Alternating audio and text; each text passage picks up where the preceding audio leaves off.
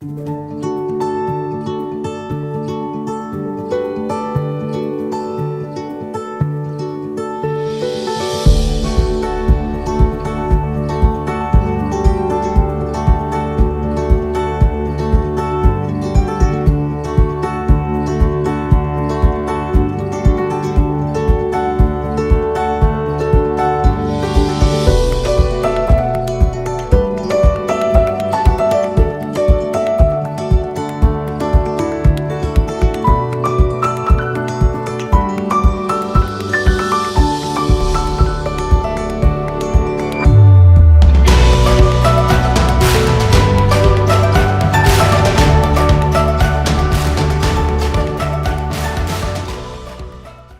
Stéphane, and welcome for this second video clip on integrity of the ministry.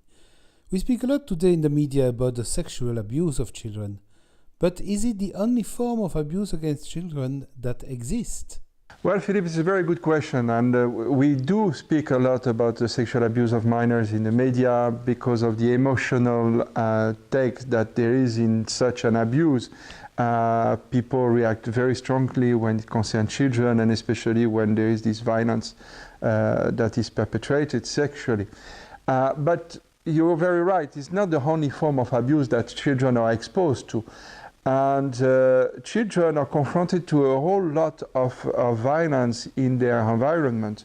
That can be sexual, of course, exploitation, but can be child labor, can be situation of war, can be domestic violence, can be bullying at school, can be harassment of any sort by peers and by professors. So there are a lot of things that expose a child to forms of abuse and violence.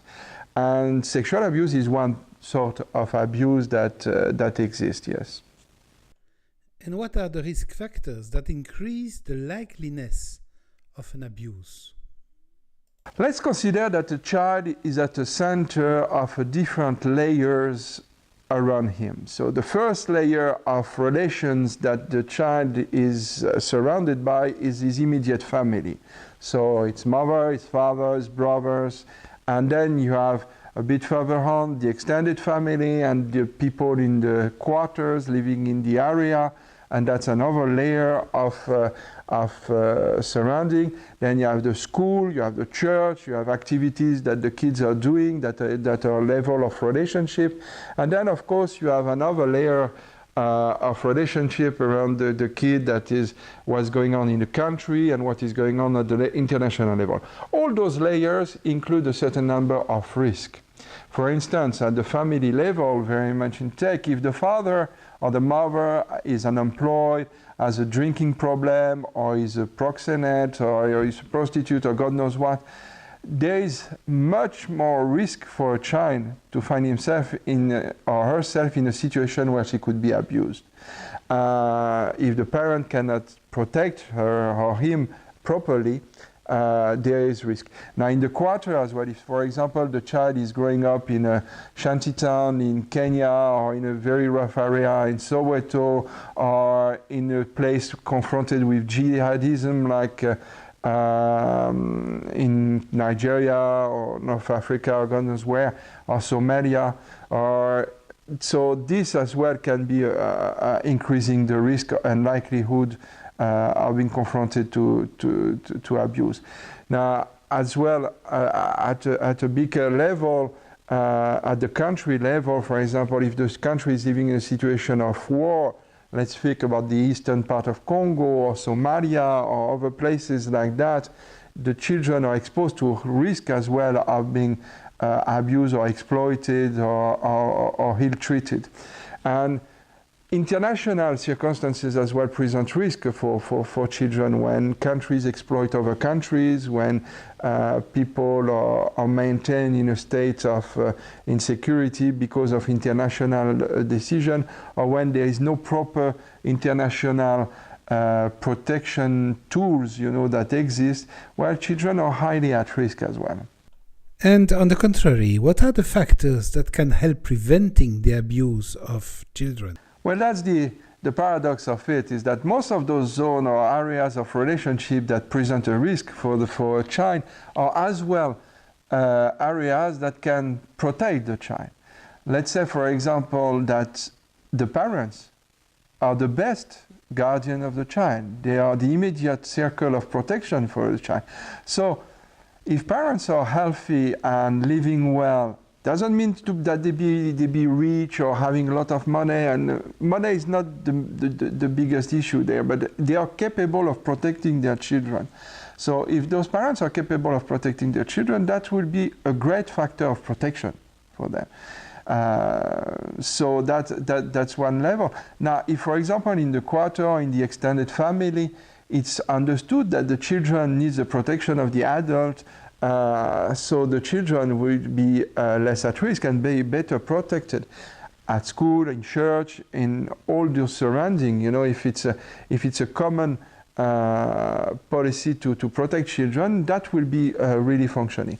Now, you'll have as well at the level of the state, if the state put in place social services, proper family politic, supporting really civil society in its action to protect the children, if the state does its job on that level, this is a factor of protection. If the state sees that people have work, you know, because, for example, unemployment, we were saying, was a factor of risk. So if the state makes sure that people can have a job and a better chance to feed their family and so on, that's a factor of protection. Now, as well, there is things that state should make sure that to prevent violence in its own border. If we take the example of the eastern part of Congo, it's a big responsibility that the state has to ensure security, that people are not exposed to the violence, especially the kids, you know.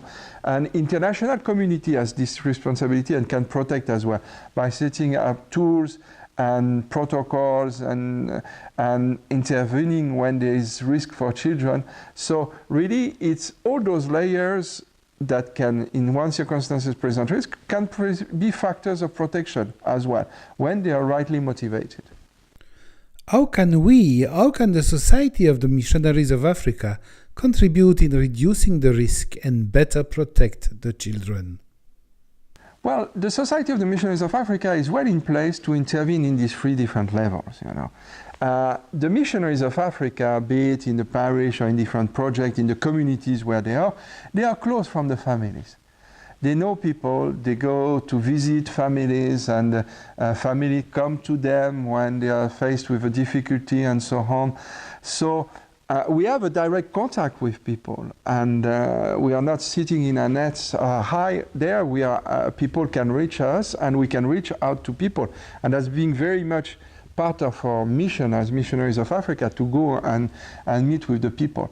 So we can intervene there when, for example, we see something wrong going on in a family, a father who misbehaves and beat the hell of his child, you know, and things like that in front of us. We can intervene and say, stop, you know. So we have this direct contact, and we can help parents as well to do better with their children when it's possible. Then we are running projects, parishes, and so on. So we have the possibility to act there at the community level, at a bigger level than just the immediate family level, by making the community, the local community, the groups aware of the need of protection for children, and helping them to face as well the risk that can be there. So we can really, in our preaching, in our activities on the pastoral level, really raise consciousness and awareness about that. And then there is a last level, that is the implication we have with civil society, both at the local and international level. We are working for justice and peace, for example, integrity, and all this dialogue and encounter places of collaboration. There are places where we can make bridges with others to act and demand from international bodies and countries that real steps are taken. So we are really well placed to intervene at all this level and make sure that children are not confronted with abuse. Thank you very much, Stéphane, and see you very soon for a third video clip. See you next month.